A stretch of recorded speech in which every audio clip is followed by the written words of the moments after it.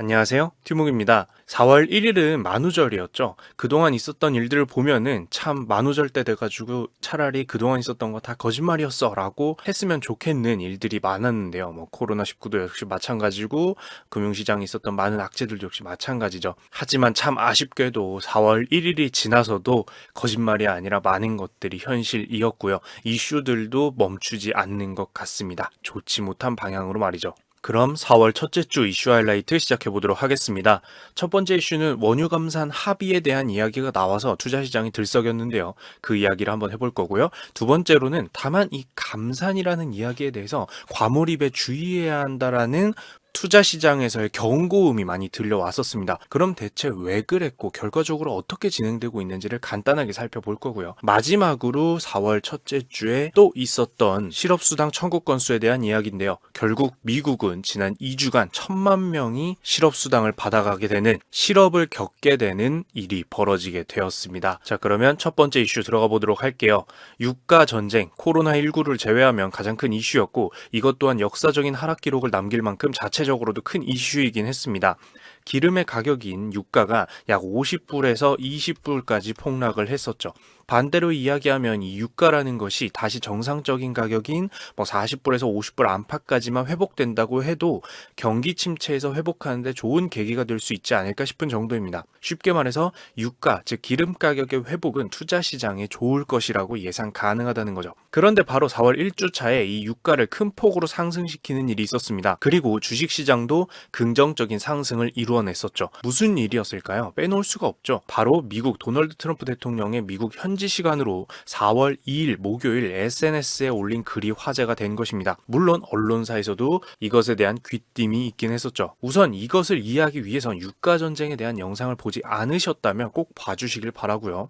오른쪽 위에 제가 링크를 걸어두도록 하겠습니다. 도널드 트럼프 대통령은 무슨 글을 올렸길래 유가도 주식시장도 함께 상승을 시켰을까요? 바로 사우디아라비아와 러시아와 통화를 했고 유가 전쟁에 대해서 좋은 합의가 또는 협상이 있을 것이라는 말을 했기 때문이었습니다. 즉 지금의 유가 폭락에 지대한 영향을 미치고 있는 러시아와 사우디가 합의를 하게 되면 원유의 생산량을 늘리던 것을 중지하고 유가가 폭락한 상태를 종료시킬 수도 있다는 이야기가 나오게 된 거죠. 이것만으로도 유가 전쟁이라는 나쁜 재료, 즉 악재가 어느 정도 사라지게 되는 것이기 때문에 투자 시장에서도 당연히 긍정적으로 받아들일 수밖에 없었던 SNS의 글이었습니다. 상승할 충분한 재료였다는 거죠. 또는 적어도 하락을 멈출 재료였기도 했습니다.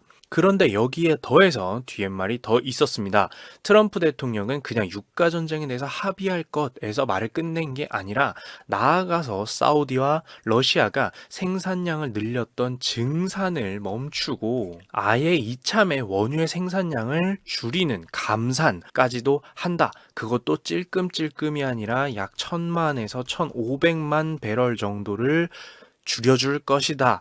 즉 석유가 시장에 너무 많이 공급돼서 석유 가격이 폭락하고 투자 시장에 악영향을 주던 것을 멈추는 것뿐만 아니라 아예 석유 공급을 줄이는 것까지 해서 석유 가격도 정상적으로 회복을 시킬 바탕을 만들고 그러다 보니까 투자 시장에까지 긍정적으로 영향을 준다라고 생각할 수가 있게 된 거죠. 왜냐하면 지금의 증시 폭락에는 어느 정도 유가 전쟁으로 인한 유가 폭락이 영향을 미쳤었기 때문입니다. 좋은 소식에 좋은 소식으로 아주 큰 좋은 소식이다 라고 구성된 종합 선물 세트나 다름없었던 SNS의 도널드 트럼프 대통령 글이었다라고 할 수가 있는데요. 적어도 유가 전쟁이란 소재에 대해서는 말이죠. 이런 소식이 전해지자 서부 텍사스산 원유인 WTI 가격이 약 30% 정도 가까이 폭등을 하는 모습을 보여줬는데요.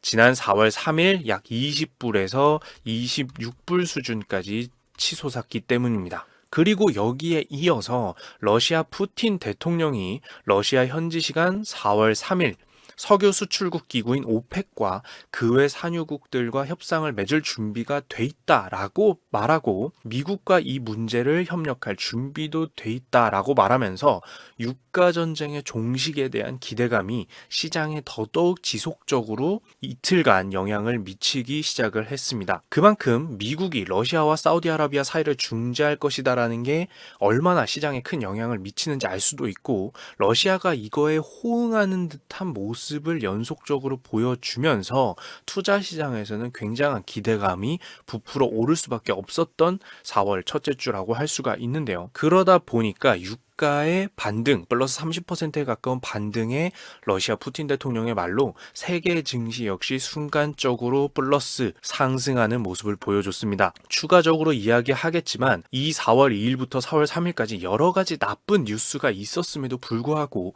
그것을 상쇄해버리고 올라갈 만큼 큰 영향을 미쳤던 두 대통령의 코멘트였다라고 할 수가 있겠죠. 조금만 더 상세하게 얘기하자면 또한 러시아의 푸틴 대통령도 한마디를 추가적으로 거드는 것이었다 보니까 4월 4일까지도 유가 전쟁 종식에 대한 기대 열기는 가라앉지 않았고 이 WTI 서부 텍사스산 원유에 대한 가격 기준으로 봤을 때 유가가 26불에서 아까 20불에서 26불까지도 크게 올랐었죠. 근데 거기에 더해서 하루 더 26불에서 28불을 넘나드는 상승을 한 번 더 보여줬습니다. 대략 20불에서 40%의 상승을 볼 수 있었죠. 그러다 보니까 역시나 관련된 국가들의 한마디 한마디가 투자 상품 시장에 큰 영향을 미치는 것을 실시간으로 볼 수가 있었고요. 단 한마디의 말이죠. 그러니 앞으로도 계속해서 이 정상들의 입에 주목하지 않을 수 없게 됐다라고 볼 수 있습니다. 자, 그런데 두 번째 이슈로 가볼까요? 감산, 과몰입하지 말라인데요. 원유 감산 시장에 참 좋은 이슈라고 할 수 있겠죠. 이루어진다면 말이에요. 그런데 문제는 과연 이것이 정말 이루어질까라는 게 문제입니다. 왜냐하면 미국 도널드 트럼프 대통령의 SNS 글은 러시아와 사우디가 합의를 할 것이고 1000만에서 1500만 배럴 감산할 수도 있다는 것이지 실제로 합의를 한 다음에 결과에 따라서 올린 글이 아니기 때문입니다.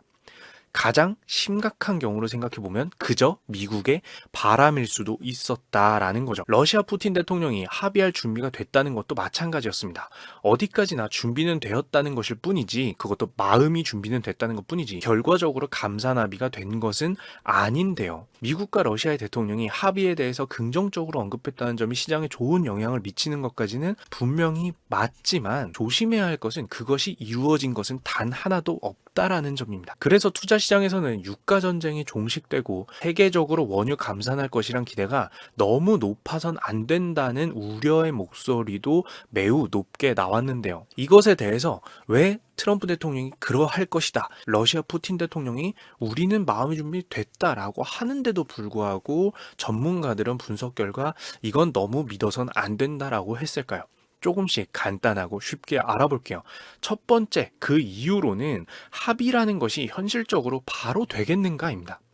우린 이 비슷한 상황을 많이 봐왔어요. 2019년인 작년부터 우리는 숱하게 겪었던 비슷한 일이 있습니다. 바로 무역 전쟁과 무역 협상 이야기인데요. 무역 전쟁으로 한참을 미국과 중국이 싸우다가 협상이라는 얘기가 나온다고 해서 그것이 곧장 이루어지지는 않았습니다. 계속해서 전쟁과 협상, 그리고 협상 난항과 다시 전쟁, 협상으로 이어지면서 꾸준히 시장에 영향을 줬었죠. 무려 2년에서 3년 가까이 말이죠. 미국과 중국 사이에서도 이랬는데 이번 유가 전쟁 사태 같은 경우에는 러시아와 사우디아라비아에 거기서 석유 수출국 기구와 그 외 산유국 모두가 연관된 즉 오펙 플러스라고 말하는 이 석유 수출국 기구 플러스 그 외 산유국들 모두가 연관된 그리고 거기에 더해서 까놓고 보면 모든 석유 생산 기업들 플러스 셰일가스 생산 기업들까지도 연결된 굉장히 복잡한 문제입니다. 그렇기 때문에 이것만 봐도 무언가의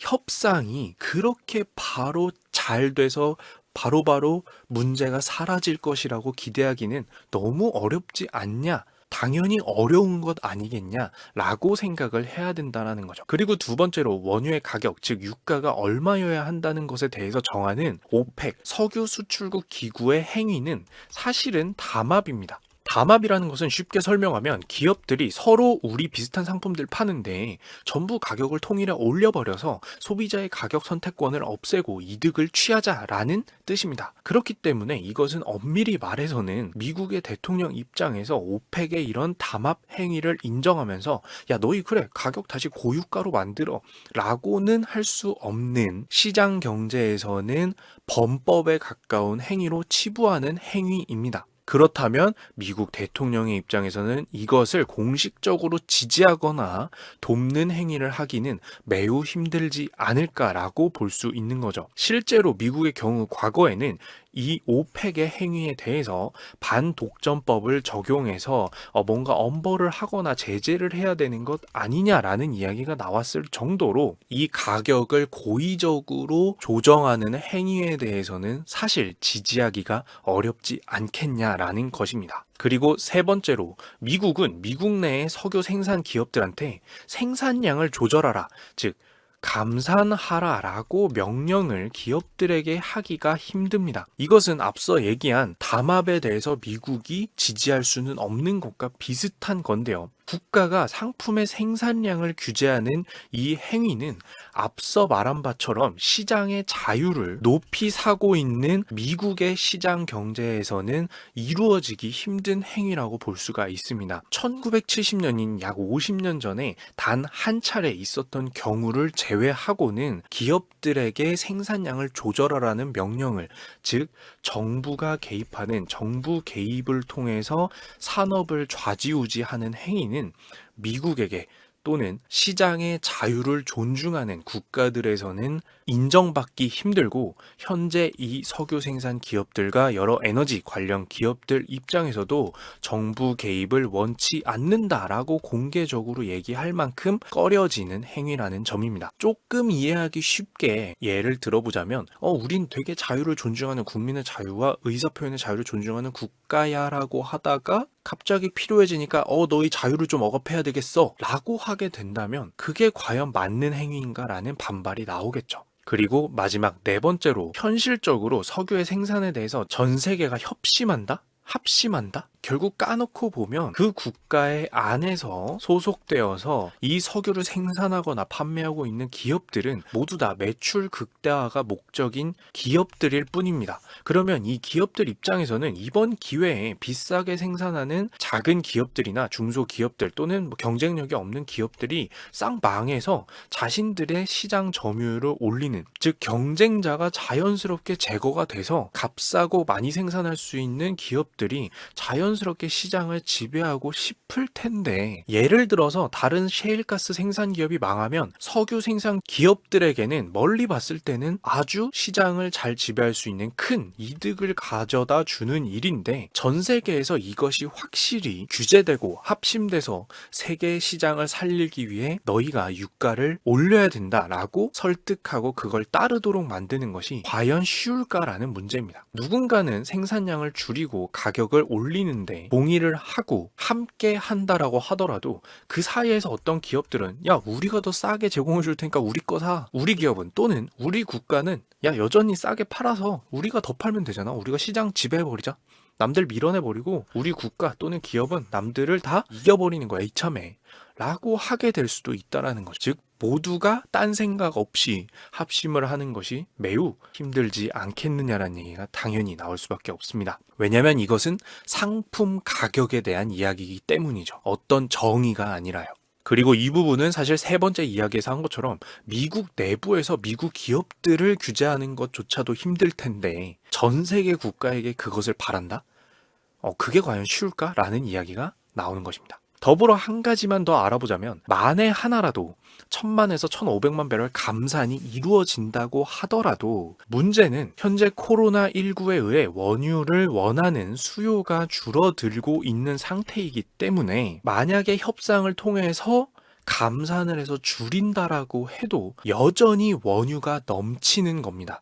이 부분에 대해서 보면 콜롬비아대의 분석에 따르면 경제활동 정지, 즉 최근에 이루어지고 있는 셧다운에 의해서 2020년 4월에는 2200만 배럴이 더 수요가 감소할 것이라고 합니다. 그런데 1000에서 1500만 배럴을 감소시켜 봐야 물론 가격이 더 폭락하는 건 막을 수도 있겠지만 여전히 석유는 시장에 넘치는 상태가 될 것이다라는 거죠. 이렇다 보니 이 감산이라는 단어에 대해서 과도한 기대감을 갖기에는 현실적으로 조심해야 한다고 경고를 보내는 건데요. 주요한 이슈인 만큼 어떻게 흘러갈 것인지 방향이 새롭게 나올 때마다 증시와 원유 가격이 요동칠 것은 뻔하기 때문에 항상 뉴스에 민감해야 할 것 같습니다. 필요하긴 하지만 말이죠. 예를 들어서 오늘 4월 6일 오펙 플러스 석유 수출국 기구의 몇몇 산유국을 더해서 장관급 화상회의가 이루어진다는 얘기가 있었는데요. 이것 같은 경우에는 특별한 이유가 밝혀지지 않은 채로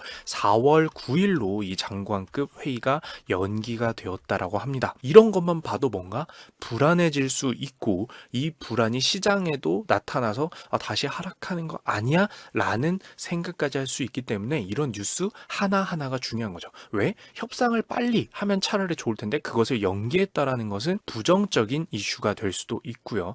여기에 한 가지 더해서 지금 영상 촬영 기준인 4월 5일자 기사 기준으로 보았을 때 미국 트럼프 대통령도 협상을 이끌어내기보다는 우리는 알아서 할 테니까 러시아든 사우디아라비아든 즉 오펙 플러스 너희들이 하는 무슨 행위들 우리들한테 영향 주지 마. 우리는 너희가 우리 미국한테 파는 석유에다가 관세를 매겨서 우리 미국 내에서는 가격이 다 비슷한 수준이 되도록 유지할 거니까 너희끼리 싸워. 우리 협상 모르겠고 너희끼리 싸워라고 이야기가 전개되었다는 뉴스도 나왔습니다. 잠깐만 들어봐도 정말 시장에 큰 영향을 미치겠구나 싶은 이야기들이 속속들이 뉴스에서 계속 갱신되는 상황이기 때문에 방금도 얘기했지만 뉴스를 예의주시할 수밖에 없다. 라는 것을 알 수 있죠. 자, 마지막 세 번째 이슈입니다. 3월 4주차 충격적인 소식 중 하나였던 것이 있었습니다.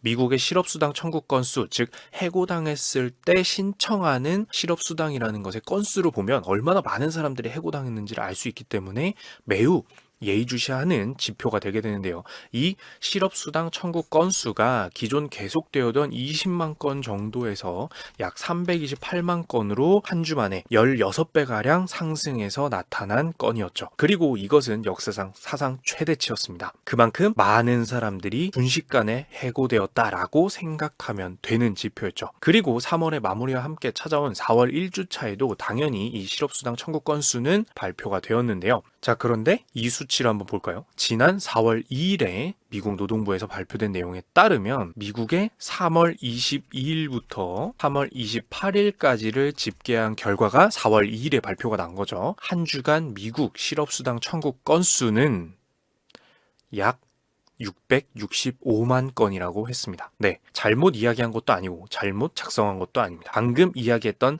사상 최대치라는 바로 전주에 3월 4주차에 발표했던 328만 건을 가볍게 갈아치워버리는 청구 건수가 나온 겁니다. 이제 3주 전까지의 청구 건수 약 20만 건 안팎이었던 것들은 제가 보여드리고 있는 것처럼 여러분들의 눈에도 이제 20만 건의 높이는 제가 이렇게 표시하지 않으면 손으로 잘 보이지도 않는 높이입니다. 왜? 4월 1주차에 발표된 3월 22일부터 28일까지의 실업수당 청구 건수가 너무 높으니까 말이죠. 이것을 보면 지난 발표된 328만 건의 2배로 사람들이 해고가 된 것을 알 수 있고요. 그 이전까지 약 20만 건씩 해고되었던 것에 비하면 33배에 해당하는 사람들이 해고된 것이다 라고 볼 수가 있습니다. 예상은 아득히 넘었고 줄어드는 중도 아니고 오히려 증가폭이 더욱 커진 수치였다라는 게 심각한 점인 거죠. 이게 얼마나 큰 영향인지 조금 더 다른 방식으로 표현할 수치도 있었는데요. 이렇게 2주 동안 328만 건 그리고 그 다음 주인 지난주에 665만 건의 실업수당 청구 건수 데이터를 합쳐서 2주 동안 이 일자리를 잃은 인구를 1000만 명 정도로 본다고 했을 때 1000만 명이란 숫자는 어느 정도일 걸까요? 미국의 노동인구는 약 1억 6,500만 명 정도라고 하는데 그 중에 6%가 2주간 실직 상태에 들어간 것입니다. 누적해서 말이죠. 그리고 이 말은 달리 얘기해보면 미국의 경제를 말해주는 국내 총생산, 즉 미국의 GDP에서 간단하게 생각을 했을 때 약 6% 정도가 증발하게 된다는 것이죠. 보통 기대하고 있는 상품과 서비스의 한 국가 총생산량에서 그만큼 더 적게 제공될 것은 당연한 거죠. 그 노동인구가 지금 직장을 잃었으니까요. 그런데 여기서 조금 더 우려되는 점은 뭐냐면 코로나19의 확산세는 여전히 미국에서 멈추지 않고 있다는 점이고 전 세계에서도 멈추지 않고 있다는 점인데요. 대표적으로 미국을 보기 위해서 지금 계속 미국을 중심으로 이야기를 하고 있는데 이런 코로나19의 확산세를 보면 이로 인해서 4월 2일 발표된 실업수당 청구 건수 자료를 집계한 당시보다 그 이후에 즉 3월 22일에서 3월 28일 집계 자료 이후에는 더더욱 당시보다 자택 대비 명령이 적용되는 미국의 주들이 더욱 추가가 되었고요. 이제 미국 인구의 약 90%가 셧다운, 즉 경제 활동이 저해되는 영향을 받게 되고 있다라는 것입니다. 328만 건이었던 때보다 665만 건이었던 때보다 상황이 적어도 나아지지는 않고 비필수 영업장에 대한 영업 중단과 자택 대피라는 사실상의 국가 명령으로 경제가 쉽게 나아질 것이란 기대는 할 수가 없는 상황이다라고 정리를 할 수가 있는 거죠. 결국 코로나19의 백신이나 여러 의료 차원에서의 희망이 더더욱 절실해지고 있다라고 볼 수 있겠죠. 자, 여기까지 4월 첫째 주 이슈 하이라이트 준비를 해봤는데요. 도입부에서 얘기를 했지만 이 모든 것들이 만우절 장난으로 그동안 있었던 일은 모두 거짓말이었습니다. 코로나19는 없었던 것이고 유가전쟁도 없었던 것입니다. 라고 차라리 장난이었으면 좋겠지만 아쉽게도 장난은 아닌 것 같습니다. 그저 하루빨리 이 좋지 못한 이슈들이 해결되기를 바라고요. 그때까지 제 영상을 봐주시는 많은 시청자분들께서 별일 없으시길, 별탈 없으시길 바랍니다. 그럼 여기까지 이상 티묵이었습니다.